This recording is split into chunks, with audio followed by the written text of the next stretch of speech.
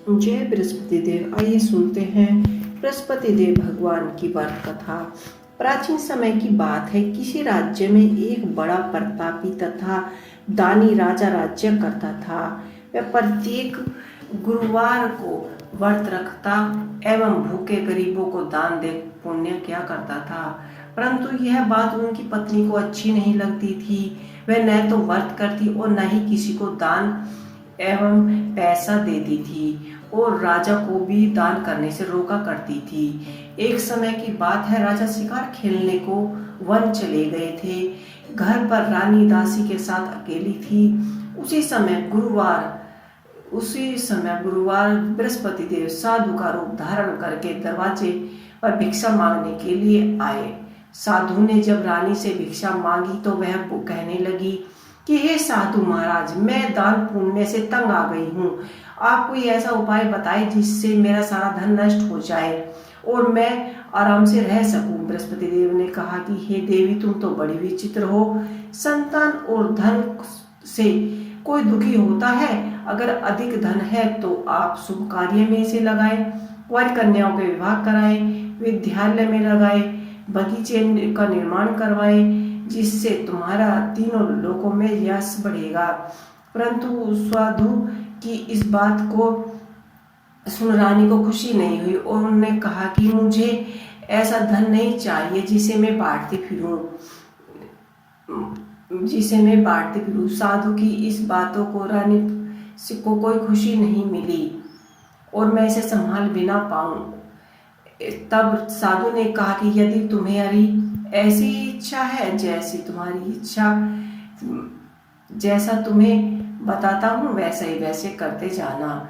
बृहस्पति देव के दिन तुम घर में गोबर से लीपना, अपने केशों को पीली मिट्टी से धोना, केशों को धोते समय स्नान करना, राजा से हजामत बनवाने के लिए कहना, भोजन में मांस मच्छी मदिरा आदि खाना, कपड़ा धोबिन या धुलने डाल देना। इसी प्रकार 7 बृहस्पतिवार तुम्हारा करोगी तो तुम्हारा सारा धन नष्ट हो जाएगा।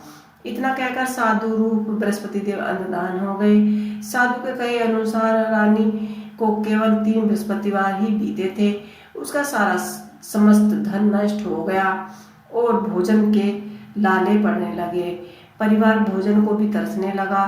तब एक दिन राजा ने रानी से बोला कि हे रानी, तुम यहीं रहो, मैं दूसरे देश जाता हूँ, क्योंकि यहाँ पर सभी लोग मुझे जानते हैं, इसलिए मैं कोई छोटा कार्य भी नहीं कर सकता।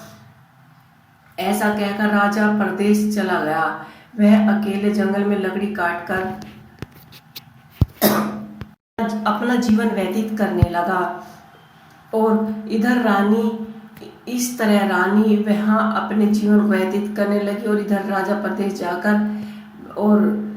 परदेश जाते ही रानी और दासी दोनों दुखी रहने लगी। एक बार जब रानी और दासी को 7 दिन बिना भोजन बनाए हुए हो गए तो रानी ने अपनी दासी से कहा कि हे दासी, पास के ही नगर में मेरी बहन रहती है, वह बड़ी धनवान है, तू उसके पास जा और कुछ ले आ ताकि थोड़े दिन गुजर बसर हो सके। दासी रानी की बहन के पास गई। उस दिन बृहस्पतिवार था और रानी की बहन बृहस्पतिवार की कथा सुन रही थी। दासी ने रानी की बहन को अपने रानी का संदेश दिया, लेकिन रानी की बड़ी बहन ने कोई उत्तर नहीं दिया।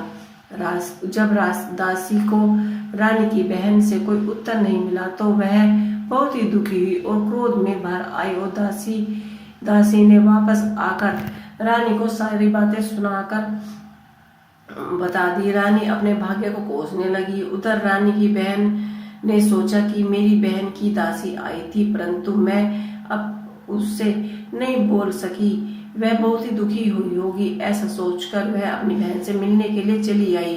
बृहस्पतिवार का व्रत करती थी। तुम्हारी दासी मेरे घर आई थी, परंतु मैं उससे बोल नहीं पाई और ना ही बीच में उठ पाई और ना ही बोलते हैं और ना ही बीच में उठकर कोई जवाब देते हैं। रानी बोली, बहन तुमसे क्या छिपाऊं, हमारे घर में खाने के तक क्या अनाज नहीं है। ऐसा कहते कहते रानी की आंखों में आंसू भर आए। दासी समित पिछले 7 दिनों से भूखी रहने तक की बात अपनी बहन को विस्तार पूर्वक कही। रानी की बहन बोली कि देखो बहन, भगवान बृहस्पति देव सबकी मनोकामनाएं पूर्ण करते हैं। देखो शायद तुम्हारे घर में भी कोई अनाज का घड़ा भरा रखा हो। उन्हें विश्वास नहीं हुआ। बहन के आग्रह करने पर दासी ने अंदर जाकर देखा तो सचमुच ही अनाज का एक घड़ा भरा हुआ मिला। यह देखकर दासी को बड़ा ही हैरानी हुई और वह दासी रानी से कहने लगी कि हे रानी, जब हमने को भोजन नहीं मिला तो हम व्रत ही तो कर रहे थे, क्योंकि इसलिए क्यों ना इनसे व्रत और कथा की विधि भी पूछ ली जाए ताकि हम भी व्रत कर सके। तब रानी ने अपनी बहन से बृहस्पतिवार व्रत के बारे में पूछा। उसकी बहन ने बताया कि बृहस्पतिवार व्रत में चने की दाल और मुनाखा से विष्णु भगवान जी के केले की जड़ का पूजन किया जाता है और दीप जलाया जाता है। व्रत कथा सुनने और पीले भोजन ही करे, इससे बृहस्पति देव प्रसन्न होते हैं। व्रत और पूजा विधि बतलाकर रानी की बहन अपने घर लौट आई। 7 रोज बाद जब गुरुवार आया तो रानी और दासी ने निश्चय अनुसार व्रत किया और घुड़सौल में से जाकर गुड़ चना ले आई और फिर दाल से केले की जड़ का विष्णु भगवान का पूजन किया और पीले भोजन कहाँ से लाए इस बात को लेकर दोनों बड़ी ही दुखी थी। चूंकि उन्होंने व्रत तो रखा था, इसीलिए गुरुवार उन पर प्रसन्न हुए और उन्हें एक साधारण व्यक्ति का रूप धारण करके दोनों को 2 थाली पीला सुंदर भोजन देकर चले गए। पीला भोजन पाकर दासी बहुत ही प्रसन्न हुई। फिर रानी के साथ मिलकर भोजन ग्रहण किया। उसके बाद से सभी गुरुवार को व्रत और पूजा करने लगी। बृहस्पतिवार भगवान की कृपा से उनके पास घर में धन संपत्ति हो गई, परंतु रानी फिर से पहले की तरह आलस्य करने लगी। तब दासी बोली कि देखो रानी, तुम पहले की तरह आलस करने लगी हो, तुम्हें धन संभालने में दिक्कत होती है। देखो दिक्कत होती है, तुम्हें धन रखने में कष्ट होता है, इसी कारण सब धन नष्ट हो गया। अब जब भगवान गुरुदेव की कृपा से हमें धन मिला है, तुम फिर से वही आलस कर रही हो। बड़ी मुसीबतों के बाद हमें धन ग्रहण किया है, इसलिए तुम दान पुण्य करना चाहिए, भूखों को भोजन कराना चाहिए, धन को शुभ कार्य में लगाना चाहिए, जिससे तुम्हारा यश बढ़े, स्वर्ग की प्राप्ति हो। और पितृ प्रसन्न होकर दासी की बात मानकर रानी अपने धन शुभ कार्य में खर्च करने लगी, जिससे पूरे नगर में उसका यश फैल गया। गुरुवार को बृहस्पतिवार भगवान का व्रत करना चाहिए, जिससे घर में हमेशा सुख शांति और खुशियां की बहार भरी रहती है। तो